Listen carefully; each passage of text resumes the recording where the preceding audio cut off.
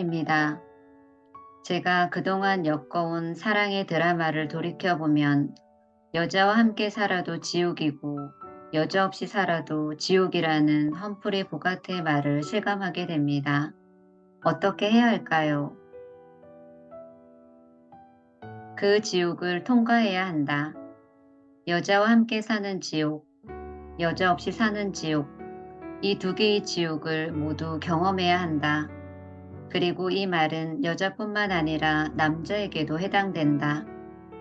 못난 남성 우월주의자가 되지 말라. 험프리 보가트의 말은 여자와 남자 모두에게 해당된다. 이 말은 양날을 가진 칼과 같다. 여성 또한 남자와 함께 살 때 지겨워하고 혼자 살아야 할 때 절망한다. 이것이 인간이 빠진 근본적인 딜레마 중의 하나이다. 이 딜레마를 이해해야 한다. 그대는 여자 없이 살 수 없다. 그대 자신과 더불어 사는 법을 모르기 때문이다. 그대는 아직 명상의 깊이가 없다. 명상은 그대 자신과 더불어 살아가는 기술이다. 그 밖에 다른 것이 아니다. 혼자서도 기쁨으로 존재하는 것이 명상의 전부이다. 명상가는 몇 년, 몇 달을 홀로 있음을 즐기며 앉아 있을 수 있다. 그는 타인을 그리워하지 않는다. 내면에 충만한 환희만으로도 충분한데 왜 남을 그리워하겠는가? 만일 그의 삶에 타인이 들어온다면 그것은 필수 조건이 아니라 여분의 사치이다. 나는 사치에 절대적으로 찬성한다. 사치란 그것이 있으면 즐기고 없어도 지장 없다는 것을 의미한다. 그런데 필수품은 그렇게 간단하지 않다.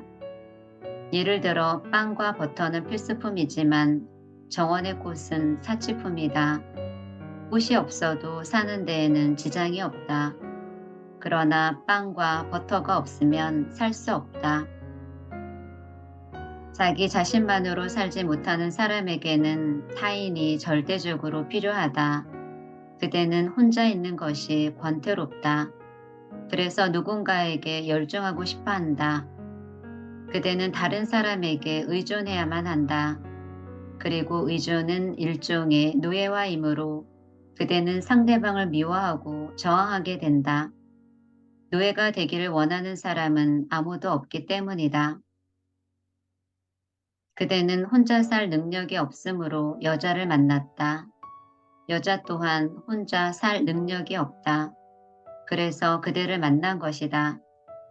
두 사람 다 자기 자신에게 질린 상태이고 상대방이 이 권태감을 해소시켜 줄 것이라고 기대한다.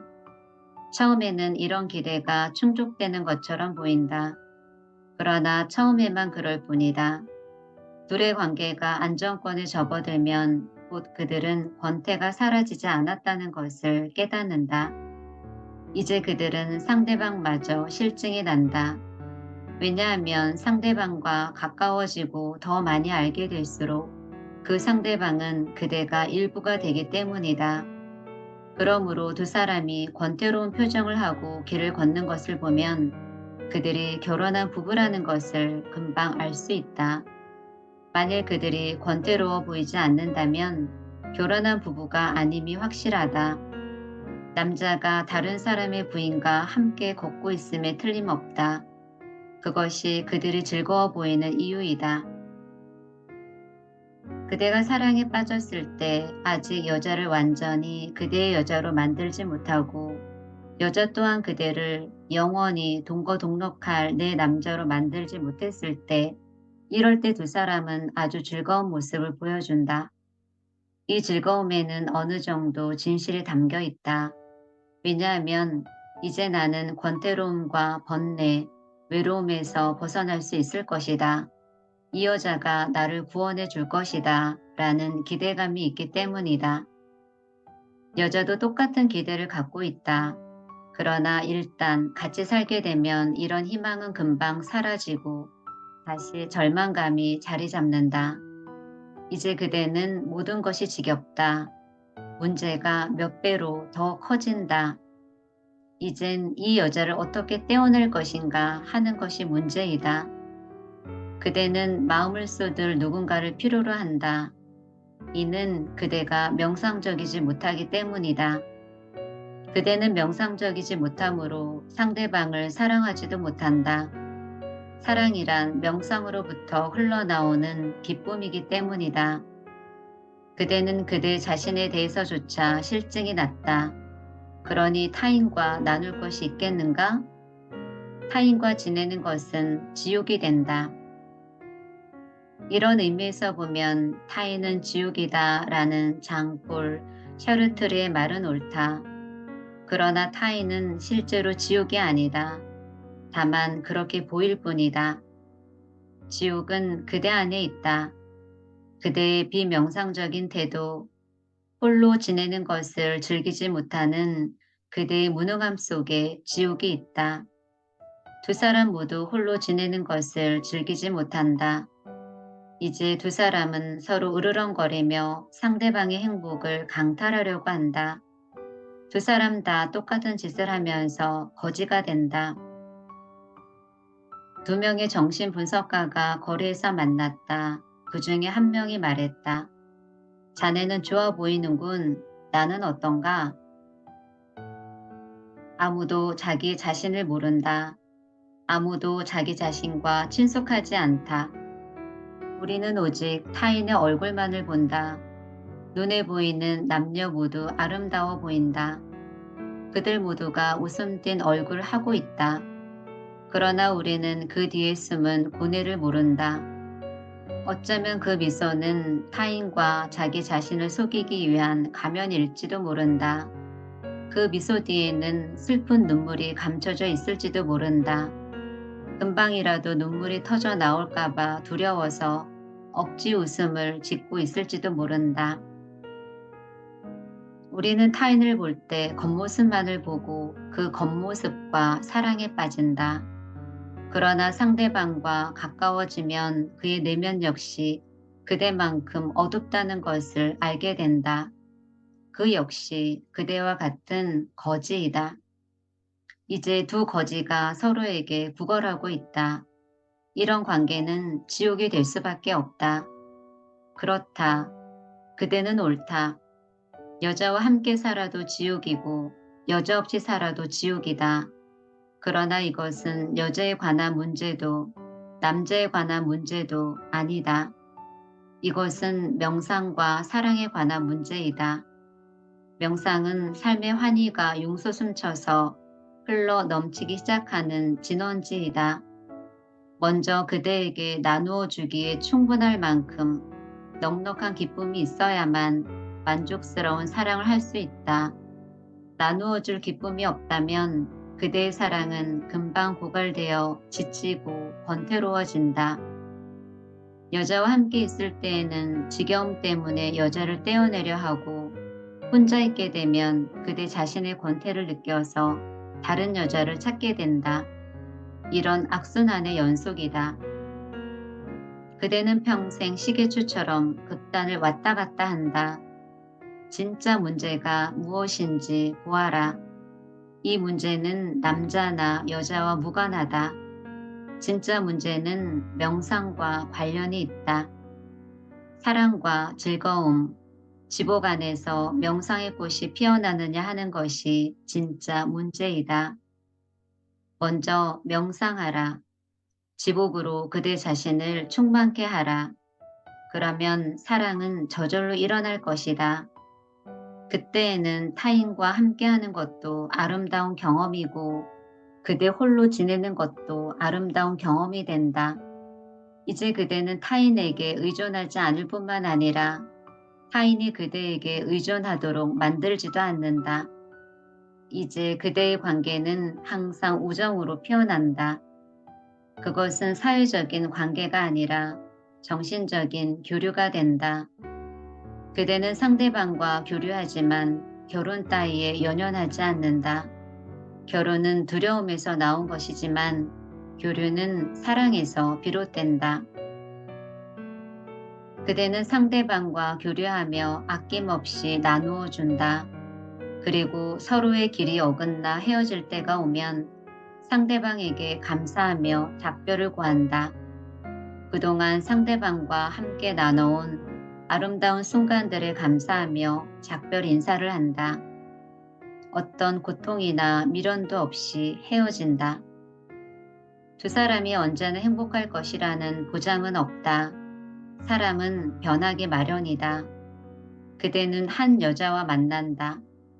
그러나 10년 뒤에 그대는 다른 사람이 되어 있을 것이고 그녀 역시 다른 여자가 되어 있을 것이다. 이것은 강물이 끊임없이 흐르는 것과 같다. 사랑에 빠졌던 사람들은 더 이상 존재하지 않는다.